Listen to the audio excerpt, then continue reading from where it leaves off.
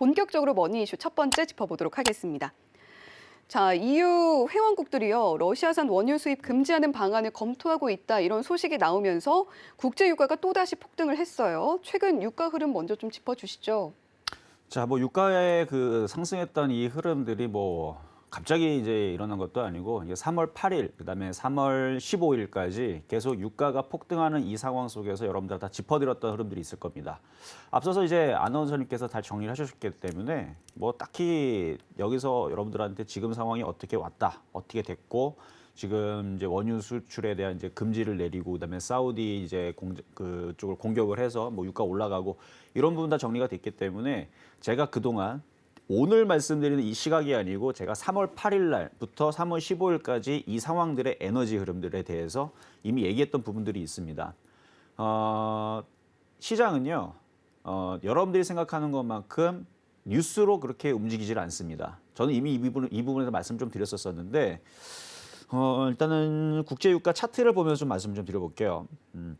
자, 상품 차트를 보게 되면, 자, 일단 뭐 일봉으로 먼저 한번 보도록 하겠습니다. 일봉으로 보면 이때가 이제 3월 8일 날 이때 이제 130달러 장중에 이제 찍었다고 얘기 나올 때에서 제가 말씀드렸던 부분들이었는데 이미 이 우크라이나 러시아 이 전쟁 사태가 2월 24일 날에 이제 공격을 개시하면서 이 이슈가 발달이 됐었고 그러면서 이제 유가 관련주들, 천연가스 관련주들, 에너지 관련주들이 급등을 했습니다. 기억나시죠? 저는 그때 보면서 요거 지금은 좀 따라가기 좀 그렇고 조정받으면서 해야 된다 그러면서 대성에너지부터 해가지고 아침 방송과 그다음에 이 저녁 방송과 뭐 그때 당시 이제 개편하기 전이었으니까 저녁 방송 오면서 조정받으면 이런 종목들 공략하시면 좋습니다. 해가지고 대성에너지 바닥에서 산 사람들 수익 70%, 뭐 50%, 100% 올라갔어요. 근데 이제 오늘 올라간 상태에서 제가 뭐라 그랬냐면 그때 이제 2월 말입니다. 2월 말서부터 3월 초에 너무 많이 올라갔다. 그쪽을 보지 말고 이제는 원자재를 봐라. 그러니까 러시아하고 우크라이나하고 이런 사태가 벌어지게 되면 국제유가가 계속 올라갈 것 같죠? 그렇지가 않단 말이에요. 자, 그러면 이제 여러분들한테 이미 그 부분들에 대해서 얘기를 했다라는 걸 일단 전제로 깔고, 그래서 2월 24일 날에 이제 전쟁 사태가 벌어지면서부터 해서 이제 국제유가도 올라가고 원자재 가격도 올라가고 뭐 이래저래 해가지고 그쪽 관련주가 움직였는데 이미 올라간 상태에서는 따라가지 말라 그랬고 그러면서 지금 비료 관련주, 사료 관련주 그때서부터 얘기했던 거거든요. 그러면서 이제 국제유가를 그때 분석해드렸던 얘기입니다. 자, 차트를 보게 되면은 자, 지금 보면은 일단 월봉상으로 보게 되면 과거에 이렇게 올라갔던 적이 있죠. 150달러 근처까지 가지는 못했고 이제 근처까지 갔던 적이 있는데 그때서부터 지금까지 쭉 빠졌다. 지금 월봉입니다. 일봉이 아니고 월봉을 보기 때문에 차트가 조금 이상해 보일 거예요. 그러니까 일봉을 30일, 그러니까 20일이죠. 그걸 다 모아 놓으면 그러면은 이렇게 월봉이라는 게 만들어지죠. 그래서 월 단위로 이제 캔들인데 최근에 이렇게 급등을 하고 나서 지금 조정을 받았다가 다시 또 이전에 벌써 일주일 전에 있었던 얘기가 또 다시 불거지면서 지금 다시 유가가 올라가는 거거든요. 그러면 여기서 올라오면 이거는 박스권입니다. 그래서 기술적 분석으로 볼 때에서는 90달러에서 130달러의 박스권으로 너무 쉬운 거예요. 이거는 당연한 거고 이 구간에서 계속 왔다 갔다 한다라고 보시면 되고 90달러가 만약에 무너지면 어떻게 되느냐? 90달러 무너지게 되면 그 밑에 박스권에서 왔다 갔다 합니다. 그 밑에 박스권은 60달러 선으로 봅니다. 그래서 60달러서부터 90달러. 그러니까 그 다음 박스. 그러니까 여기에 내에서 갇히는 거예요. 딱 보면은 딱 중심이 맞죠? 그래서 지금은 위에 상단 박스에서 노는 거고요. 그래서 유가를 지금부터 어떻게 예측을 할 수 있습니까? 라고 물어본다라 그러면 현재 구간에서는 90달러에서 130달러에서 변동성이 크면서 왔다 갔다 하고 90달러가 깨지면 이게 주가가 깨져가지고 20달러 바로 떨어지는 게 아니고 90달러에서 60달러 내에서 또 왔다 갔다 하면서 이거를 1년에서 2년 정도를 계속 박스권을 가져가는 아마 그런 흐름. 그래서 지금은 당분간은 고가권에서 박스권을 유지할 수 있는 가능성이 높고요. 뉴스가 뭐가 됐든 간에 물론 뭐 90달러가 무너지지 않으면은 당연히 위쪽으로 130달러 넘어갈 수가 있겠지만 그렇다 그래서 유가 관련주들을 뭐 지금 위치에서 고가에 있는데 사야 되느냐라 물어본다라 그러면 저는 3월 8일 날, 3월 15일 날에도 말씀을 드렸듯이 그거를 쫓아가느니 그때 당시는 그 원자재 관련주들 해가지고 비료, 사료 관련주 그때 당시 그때 3월 8일 날서부터 해서 3월 초부터 3월 8일 날 원자재 관련주들 봐야 된다. 그래서 비료 관련주, 사료 관련주 봐야 된다라고 얘기했듯이 지금도 올라가 있는 지금 유가 관련주를 공략하는 것보다는 바닥에 있는 이쪽 애들을 좀 공략하는 게 좀 낫다고 좀 말씀을 좀 드리면서 어쨌든 유가는 박스권에 놓여 있으니까 이쪽 관련주로 공략하실 분들은 이 정도 참고하셔갖고 대응하시면 되겠습니다. 네, 유가 흐름을 앞으로 어떻게 흘러갈지까지 좀 짚어주신 이정수 파트너였는데요. 자, 90에서 100달러 박스권에서 움직일 것이다. 상당히 고가권에서 계속 움직일 것이기 때문에 관련 종목들의 흐름을 좀 같이 봤으면 좋겠다. 이렇게 이야기를 해주셨습니다. 자, 그러면 또 다음 질문 이어가 볼게요. 국제 유가가 100달러를 넘어서면서 인플레이션의 주범으로 좀 떠올랐습니다. 자, 특히 경제 활동 비용 높이면서 물가는 올라가는데 경기가 침체될 수 있다. 그러니까 스태그플레이션 야기할 수 있다. 이런 우려가 함께 커지고 있는데 이 부분은 좀 어떻게 보시나요? 이 스태그플레이션 얘기도요. 원래 이게 처음부터 갑자기 스태그플레이션 하지 않았습니다. 근데 이게 2월 24일 날서부터 전쟁이 그러니까 발생하고 나서부터 갑자기 스태그플레이션 얘기들이 갑자기 나왔는데 제가 그 스태그플레이션 얘기가 나오기 전날 그 표현을 처음 쓰는 기사를 하나 봤어요. 근데 그때까지만 해도 스태그플레이션에 대해서 얘기들이 많이 없었거든요. 근데 지금 딱 상황이 이래요. 그러니까 미국 시장이 전날 그때 빠질 때에서 스태그플레이션이라는 얘기가 나왔습니다. 근데 제목은 아니고 여러분 알지만 기사 제목으로 강하게 나올 때가 있고 그냥 내용으로 살짝 스쳐갈 때가 있잖아요. 근데 스쳐가면서 누가 스태그플레이션 얘기를 하는 거예요. 아, 이거 조만간에 시장 뺄 때 스태그플레이션 얘기를 꺼내겠구나. 그래서 2월 말경에 제가 그래서 스태그플레이션 얘기가 슬슬 나올 것 같으니까 이걸로 지금 주가가 조금 빼줄 수 있다. 그러면 그때에서 뭐 하라? 도망가는 게 아니고 저점 매수하라 이렇게 얘기를 했었거든요.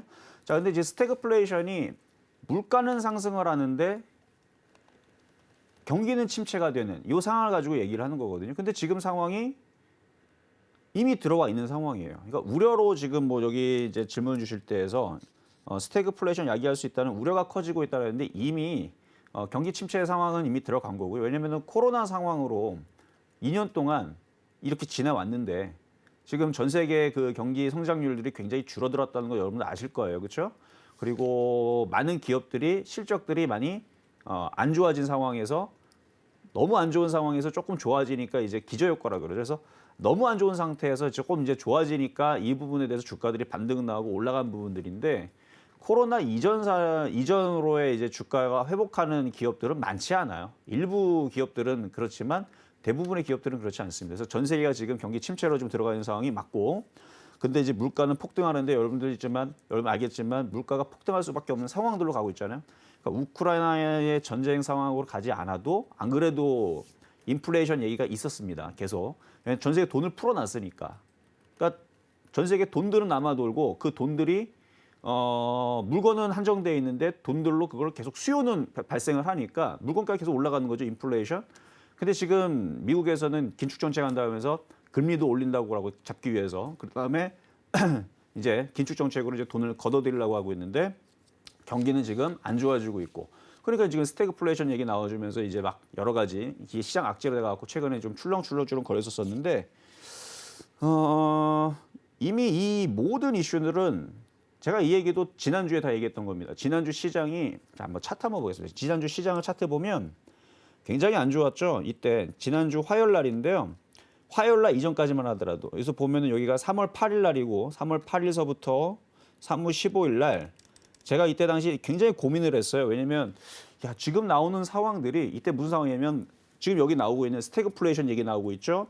그다음에 금리 인상한다 그러죠. 그다음에 양적 긴축 얘기 나오고 있죠. 전쟁 상황들 그때 막 극도로 막 더 장기전으로 간다. 그다음에 무슨 포격을 뭐 더 하고 뭐 하고 이러다가는 핵전쟁도 나올 수 있다. 뭐 이런 얘기도 나왔던 때고 거기다가 이제 곡물 가격 폭등한다. 유가도 그때 당시 폭등을 한다. 그러니까 이 중에 제가 이거를 아침 방송에서 딱 이렇게 얘기했어요.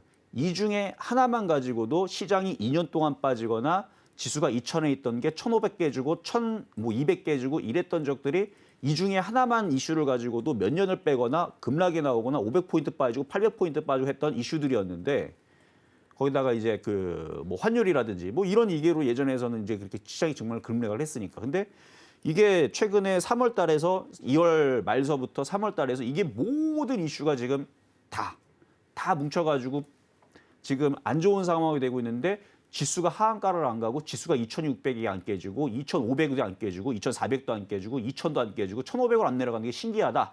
이 얘기를 했습니다. 아침에 대놓고. 그러면서 제가 그래서 뭐라 그랬냐면 이거 안 깨지는 거 왜 안 깨지는 거냐? 안 빠지려고 안 깨지는 거다. 그래서 손절하지 말라 그랬어요. 3월 8일 날서부터 3월 15일 날 너무 안 좋은 상황으로 다 몰아넣고 있는데 이거 수상하다.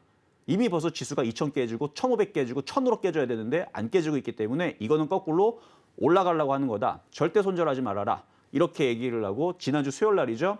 지난주 수요일 날 요 날 아침서부터 오늘은 올라가는 날이다 하면서 매수를 외쳤습니다. 그래서 그때서부터 빨간색 넥타이를 메고 오면서 사실은 화요일 날 저녁에 바로 이 시간대부터 메고 왔었죠.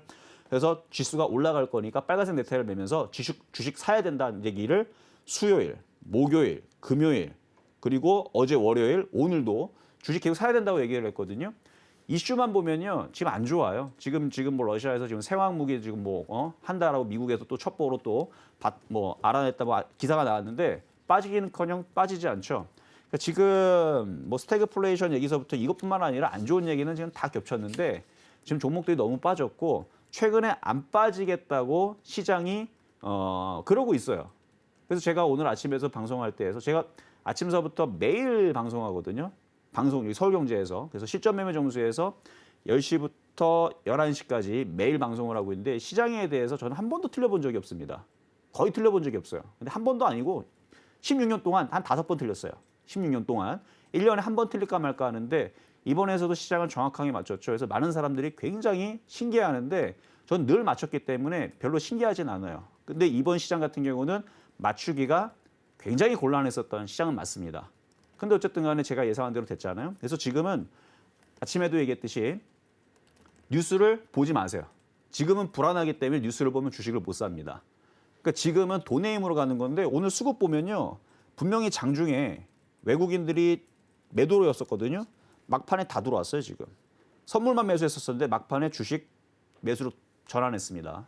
또 뭔가를 또 블록딜을 냈는지 막판에 하여튼 매수가 들어왔는데 그러니까 수급적인 부분에서만 봐더라도 누적적으로는 좋지는 않은데 얘네들이 사는 거 보면은 일단 박스권장으로 이 시장은 계속 유지는 됩니다. 자, 그러면 지금 있는 이런 악재들이 시장에 대해서 그러면 무시하고 계속 올라가느냐? 아닙니다. 빠질 때가 되면요. 지금 모든 악재들이 덧붙여져서 시장은 한번 크게 빠질 겁니다. 근데 그게 지금은 아니에요. 그게 지금은 아닌데 그 부분도 아침 방송에 제가 타이밍을 잡아드릴 거예요. 그래서 이미 설날 전에서도 제가 시장 박살나기 전에 그리고 코로나 전에서도 그때 2020년도 있잖아요. 그때 시장 박살나기 전에 그 다 타이밍 다 잡아드렸습니다. 그래서 그때 다 현금화 대응 다 시켜놓고 종목들을 바닥에서 싸게 잡았죠. 그런 것처럼 이번 타이밍에서는 일단 올라가는 타이밍이지만 이게 계속 올라가지는 않을 거예요. 지금 있는 이 모든 악재들, 뭐 인플레이션부터 해가지고 뭐 유가 문제라든지 뭐 환율 문제라든지 아니면은 뭐 곡물, 그다음에 원자재 가격, 뭐 이 모든 이슈가 나중에서 엎쳐가지고 분명히 시장은 한 번 뺄 거다. 근데 지금 당장은 고민하실 필요는 없다. 그래서 어쨌든 이 스태그플레이션 이것만의 문제는 아니다 말씀을 드리겠습니다. 네, 뭐 스태그플레이션이 오냐 안 오냐 말이 많지만 우리 파트너님이 보시기에 이미 침체는 들어갔고 또 물가가 폭등할 수밖에 없는 흐름으로 좀 가고 있다. 하지만 우리 시장은 더 안 빠지고 있는데 우리 파트너님이 우리 시장 흐름 지금까지 16번 중에 한 번밖에 틀리지 않은 이 시장 예측까지 함께 짚어주셨습니다. 자, 지정학적 리스크가 여전한 가운데 국제유가 급등세는 어쨌거나 당분간 고가 박스권 내에서 움직일 거라고 하셨고 그렇다면 우리는 국제유가가 고가에서 움직이는 흐름 속에서 어떤 종목, 어떤 종목들이 수혜를 볼 것인지 그리고 어떤 산업군이 수혜를 볼 것인지 좀 봐야 될 것 같아요. 그 접근 전략을 좀 함께 짚어주시면 좋을 것 같습니다. 만약에 이제 유가 같은 경우는 이제 계속 고가에서 놀고 있기 때문에요. 네. 일단은 고가놀이라 그러죠. 그래서 90달러가 깨지지 않으면 130달러 또 넘어갈 수도 있습니다. 그러니까 130달러 넘어가려면은 이제 뭘 봐야 되느냐? 그럼 이슈가 되는 종목들 이전에서도 130달러 갔을 때 갔던 애들 있죠. 셰일 가스 관련주라든지 원전 관련주라든지 그러니까 신재생 에너지 이쪽 보시면 돼요. 너무 단순해요. 그리고 조선주들 왜냐면은 유가가 막 올라가게 되면은 이제 그 천연가스 관련 LPG 관련주들 뭐 이런 이제 그런 수요 그러니까 가격이 비싸니까 이제 마진이 많이 남겠죠. 그리고 많은 나라에서 어떻게든 지금 부족하니까 부족해서 올라가는 거니까 그래서 그거를 이제 구하기 위해서 그걸 뭐로 실어 나가야 되는데 이제 뭐 LNG선이라든지 이런 부분들에 대한 이슈. 그래서 이제 조선주 같은 경우 그다음에 조선기자재. 그래서 아까 얘기했던 뭐 셰일가스 관련주들 이런 쪽하고 그다음에 탄소 중립 관련주로 보게 되면 이제 전기차 같은 뭐 이런 종목들을 보시면 됩니다. 근데 이거를 지금 구간에서 들어가지 마시고요. 최근에서 바닥을 한번 찍고 지금 반등 주고 있는 건데 지금 들어가기에는 조금 늦었어요.